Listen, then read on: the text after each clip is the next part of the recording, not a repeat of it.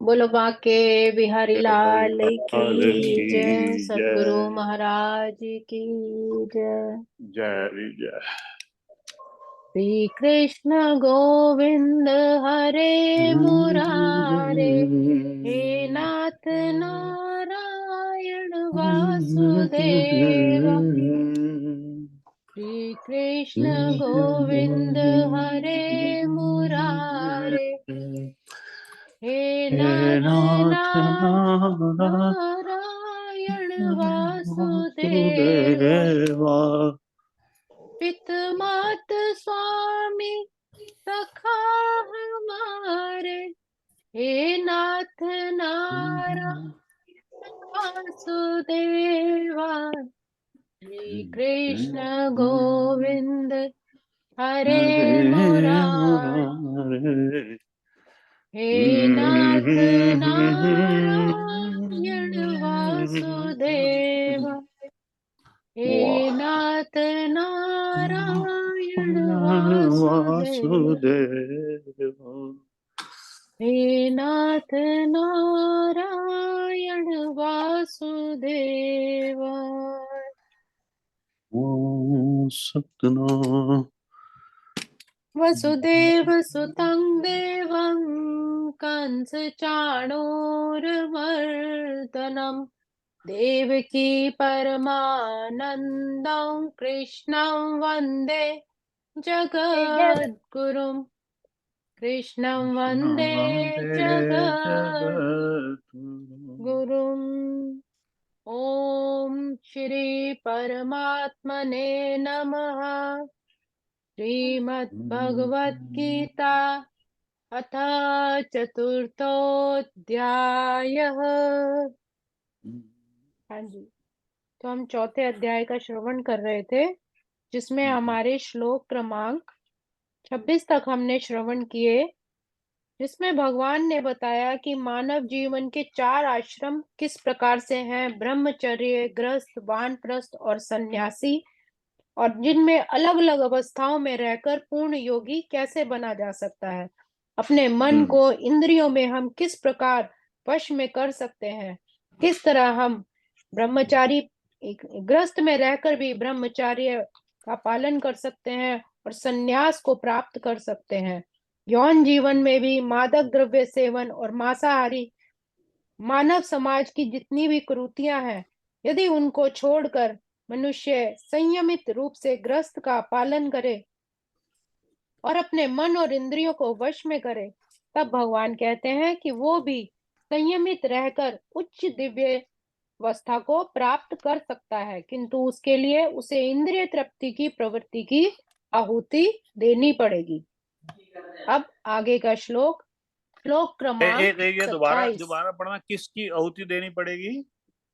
इंद्रिय तृप्ति के लिए जो भी कार्य किया जाता है, काम वासना इच्छा सबको समाप्त कर दे।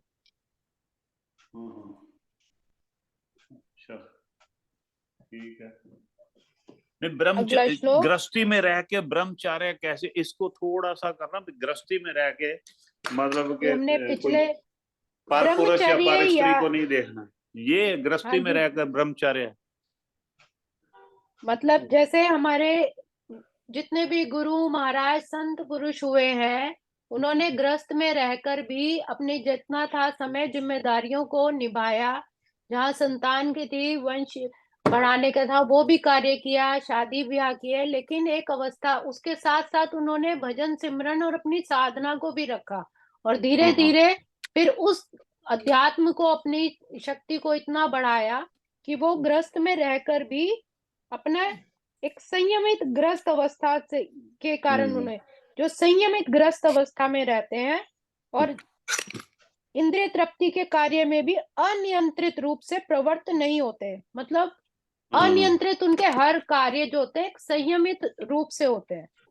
अंडर और लिमिट। भगवान वही कहते हैं, हाँ जी, यही अंडर लिमिट वही है कि क्योंकि संयमित ग्रस्त जो है उच्चतर दिव्य जीवन के लिए, मतलब जब संयमित वो ग्रस्त जीवन में रहेगा तो वो भी दिव्य जीवन के लिए, दिव्य जीवन उसको तब मिलेगा जब वो अपनी इंद्रिय तृप्ति की प्रवृत्ति की आहुति कर देगा, अपनी इंद्रिय अपनी इच्छाओं हाँ हाँ। की, मतलब जो संयमित ग्रस्त के है वो तो करे, उसका निर्वाह करे, लेकिन उससे ज्यादा कुछ भी पाने की लोगों को दिखाने हाँ के लिए वो संन्यास में है, लेकिन वो गृहस्थी वाले सब काम कर रहे हैं।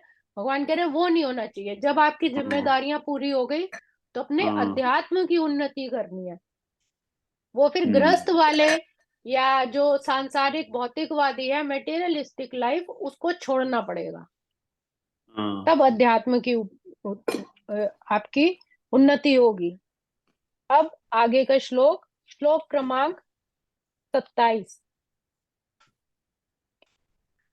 कर्माणीन्द्रिय कर्माणि प्राण कर्माणि चापरे आत्म संयम योगाग्नो जुह्यति ज्ञान दीपिते। इस श्लोक में भगवान हमें समझा रहे हैं कि दूसरे जो मन और इंद्रियों को वश में करके आत्मज्ञान प्राप्त करना चाहते हैं, आत्म साक्षात्कार करना चाहते हैं, संपूर्ण इंद्रियों तथा प्राण वायु के कार्यों को संयमित मन रूपी अग्नि में आहुति कर हाँ देते हैं, ऐसे कर्मयोगी होते हैं। क्योंकि ये पूरे अध्याय का ही नाम ज्ञान, कर्म योग, संन्यास योग से है, तो फिर इसमें सभी वही वाले आएंगे कि कर्म क्या है, ज्ञान क्या, मतलब ज्ञान के द्वारा संन्यास क्या है, योग क्या है, उसी के बारे में सब व्याख्या यहाँ पर भगवान हमें बता रहे हैं।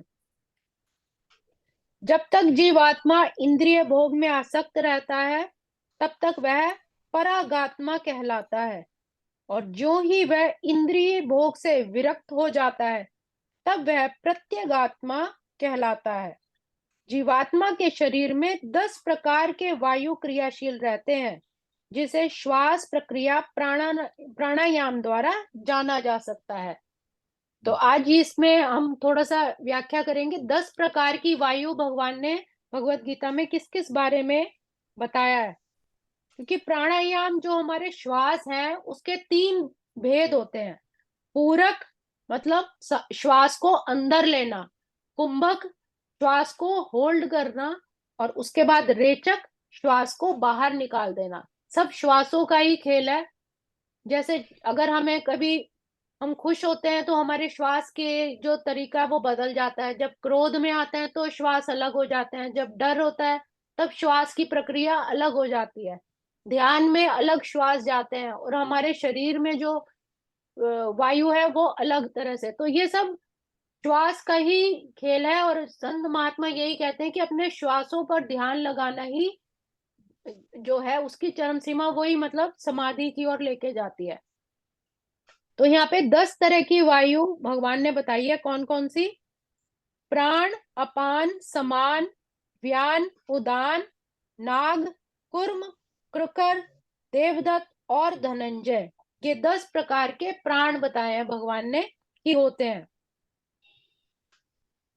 सबसे पहले प्राण के बारे में, श्वास का अंदर ले जाना और बाहर निकालना, मुख और नासिका द्वारा गति करना, अन्न जल को पचाने योग्य है और अलग करना, पानी को पसीना और मूत्र तथा रक्त आदि को वीर्य बनाना प्राण वायु का काम है।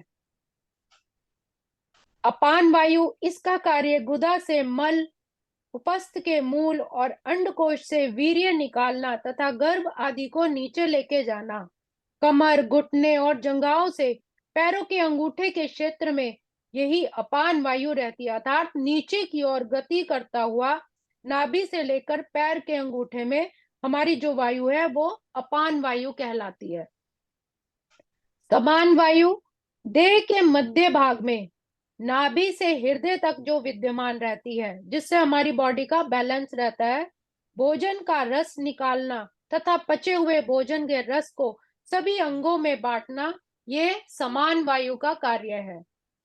व्यान वायु, इसका मुख्य स्थान संपूर्ण शरीर में है, सारी स्थूल और सूक्ष्म नाड़ियों में गति करता हुआ रुधिर के साथ तथा शरीर के सब अंगों में रुधिर का ही संचार करता है, ये व्यान वायु कहलाती है।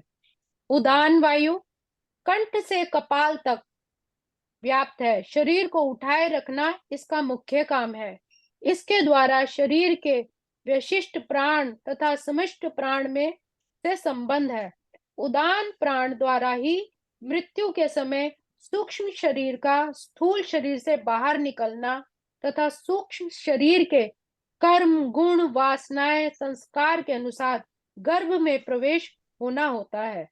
योगी जन इसी के द्वारा स्थूल शरीर से निकलकर लोक लोकांतर में घूम सकते हैं। मतलब उनका शरीर तो वहीं रहता है, लेकिन जो उनकी एक आत्मा होती है उसके साथ वो उदान, क्योंकि उदान वायु ऊपर की तरफ उठती है और अपान वायु नीचे की तरफ, नाभि से नीचे की तरफ जाती है। बाकी जो 5 तरह की वायु है, नाग वायु जो छींकना, डकार या खांसी आदि के द्वारा होती है। कुर्म पलके झपकाना जो संकोचनीय है या संकोच कर जाना, उसमें कुर्म वायु आती है। कृकर भूख प्यास तृष्णा के कारण जो हमारा कंठ सूखता है वो कृकर वायु है। देवदत्त जैसे जमाही निद्रा त्रंता आ जाना।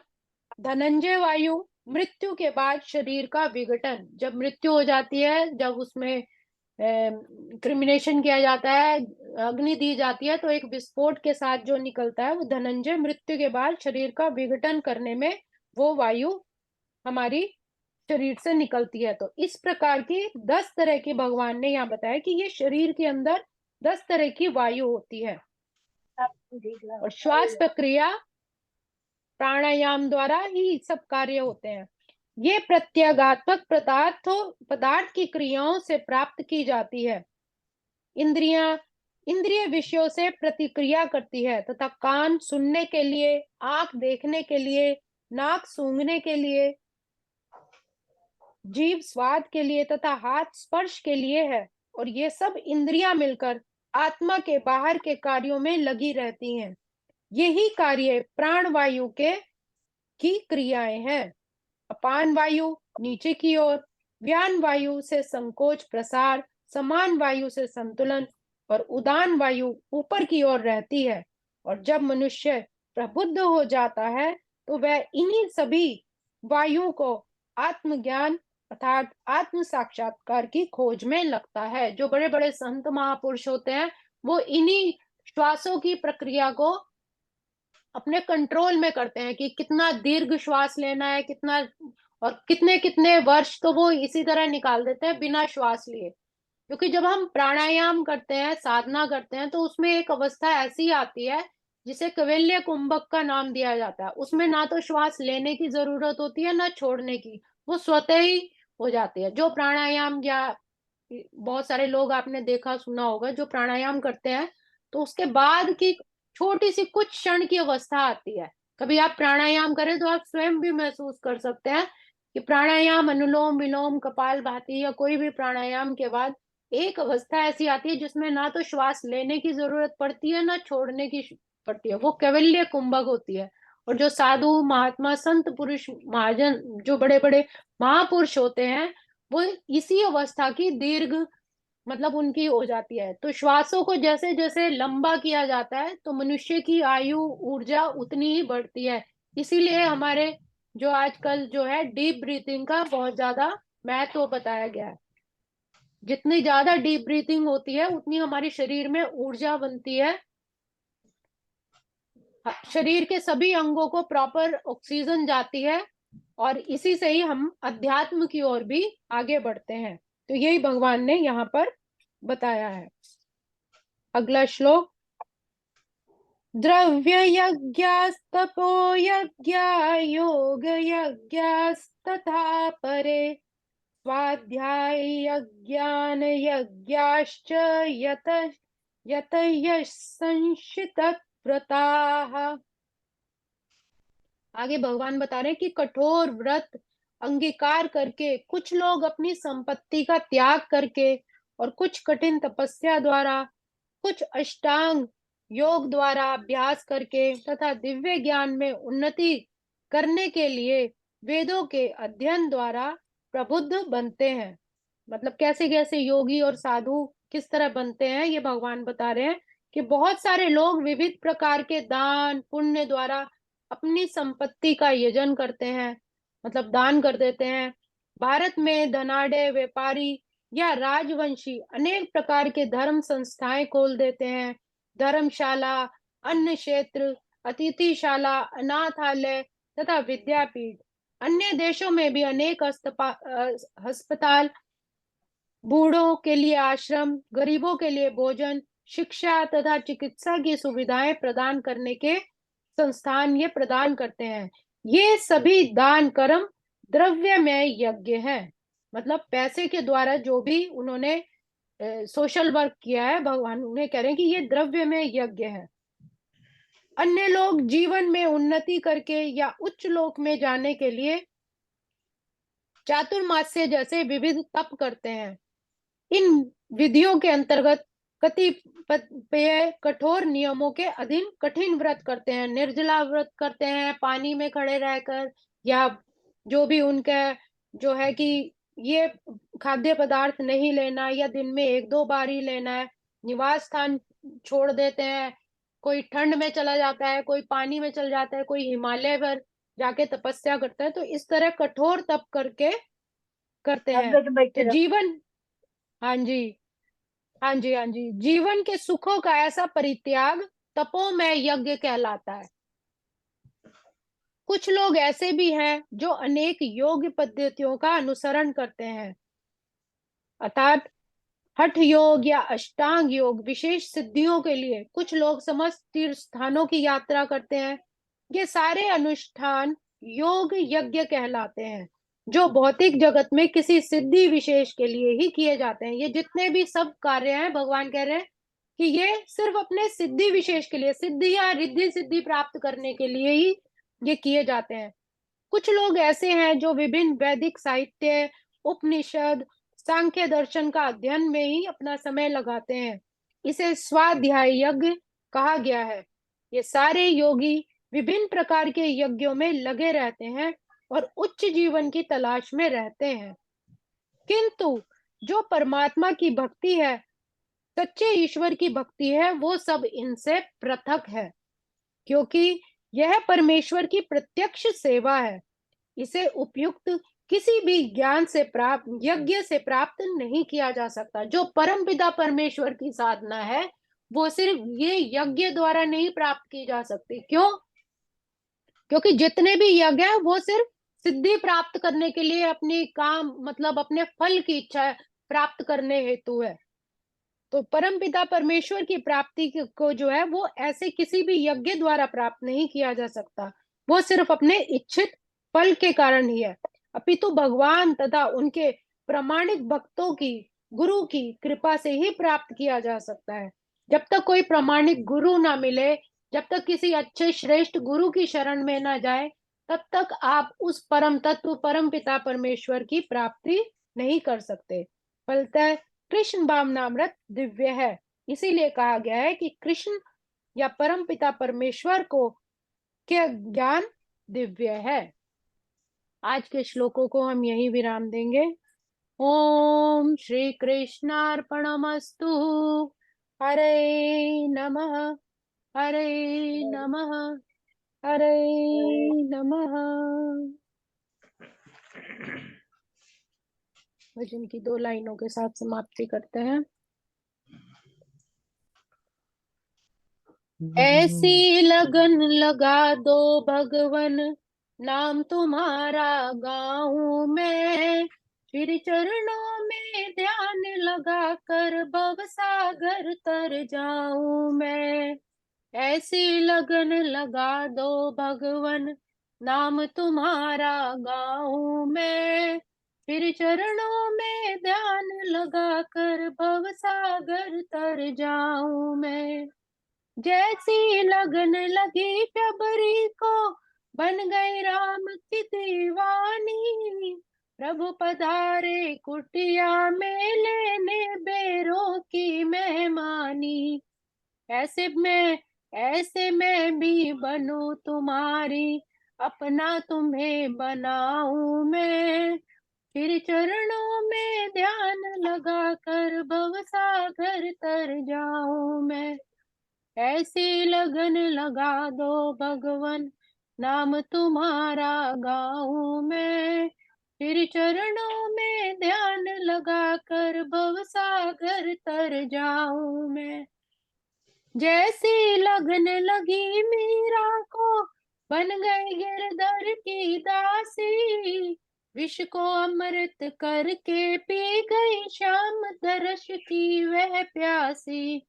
मुझ दासी पर करो अनुग्रह, फिर जन्म न पाऊं मैं। श्री हरि चरणों में ध्यान लगाकर भवसागर तर जाऊं मैं। ऐसी लगन लगा दो भगवन, नाम तुम्हारा गाऊं मैं। फिर चरणों में ध्यान लगाकर भवसागर तर जाऊं मैं। फिर चरणों में ध्यान लगाकर भवसागर तर जाऊं मैं। बोलो बांके बिहारी लाल बिहारी लाल की, की जय। सतगुरु महाराज की जय। जय भगवान की जय। जय। धन्यवाद।